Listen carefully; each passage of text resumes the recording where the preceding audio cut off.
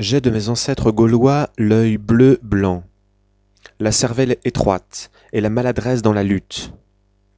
Je trouve mon habillement aussi barbare que le leur, mais je ne beurre pas ma chevelure. Les Gaulois étaient les écorcheurs de bêtes, les brûleurs d'herbes, les plus ineptes de leur temps. D'eux, j'ai l'idolâtrie et l'amour du sacrilège. Oh, tous les vices, colère, luxure, magnifique la luxure, surtout mensonge et paresse. J'ai horreur de tous les métiers, maîtres et ouvriers, tous paysans ignobles. La main à plume vaut la main à charrue. Quel siècle à main! Je n'aurai jamais ma main. Après, la domesticité mène trop loin. L'honnêteté de la mendicité me navre. Les criminels dégoûtent comme des châtrés. Moi, je suis intact, et ça m'est égal. Mais qui a fait ma langue perfide tellement qu'elle ait guidé et sauvegardé jusqu'ici ma paresse? Sans me servir pour vivre même de mon corps, et plus oisif que le crapaud, j'ai vécu partout. Pas une famille d'Europe que je ne connaisse. J'entends des familles comme la mienne, qui tiennent tout de la Déclaration des droits de l'homme. J'ai connu chaque fils de famille. Si j'avais des antécédents à un point quelconque de l'histoire de France, mais non, rien. Il m'est bien évident que j'ai toujours été race inférieure. Je ne puis comprendre la révolte. Ma race ne se souleva jamais que pour piller, tels les loups à la bête qu'ils n'ont pas tuée. Je me rappelle l'histoire de la France, fille aînée de l'Église. J'aurais fait maintenant le voyage de Terre Sainte. J'ai dans la tête des routes dans les plaines souabes, des vues de Byzance, des remparts de Solim, le culte de Marie. L'attendrissement sur le crucifié s'éveille en moi parmi 1000 féeries profanes. Je suis assis, lépreux, sur les pots cassés, les orties, au pied d'un mur rongé par le soleil. Plus tard, reître, j'aurais bivouaqué sous les nuits d'Allemagne. Ah, encore, je danse le sabbat dans une rouge clairière, avec des vieilles et des enfants.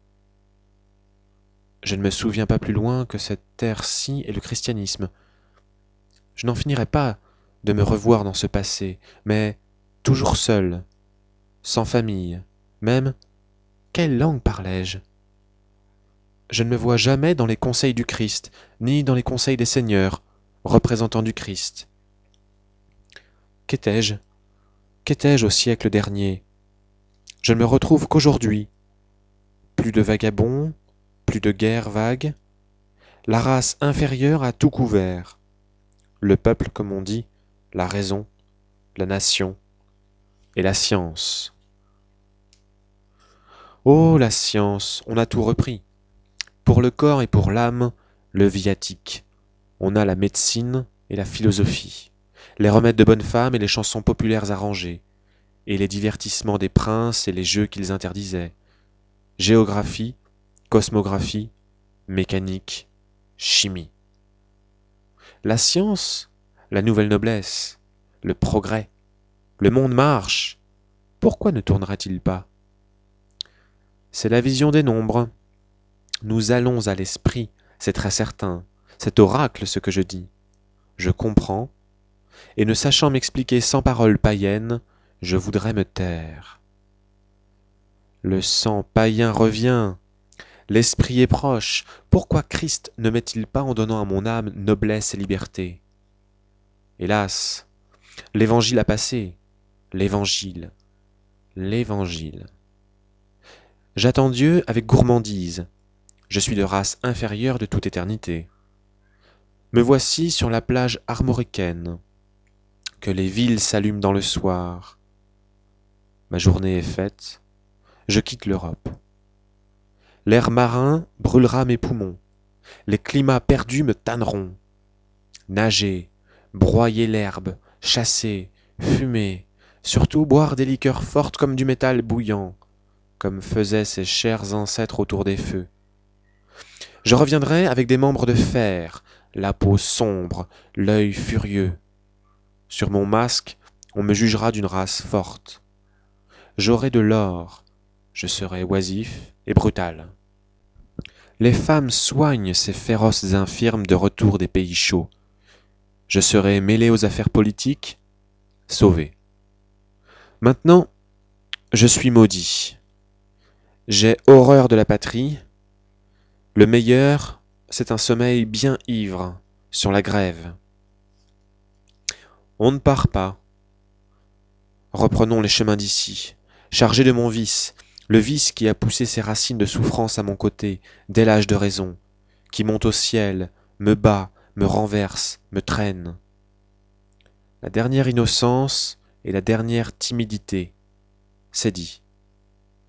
Ne pas porter au monde mes dégoûts et mes trahisons. Allons, la marche, le fardeau, le désert, l'ennui et la colère. À qui me louer? Quelle bête faut-il adorer? Quelle sainte image attaque-t-on? Quel cœur briserai-je? Quel mensonge dois-je tenir? Dans quel sang marcher?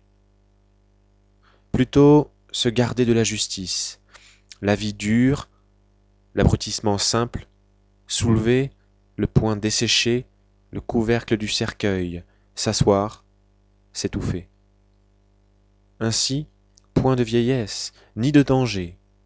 La terreur n'est pas française. Ah, je suis tellement délaissé que j'offre à n'importe quelle divine image des élans vers la perfection.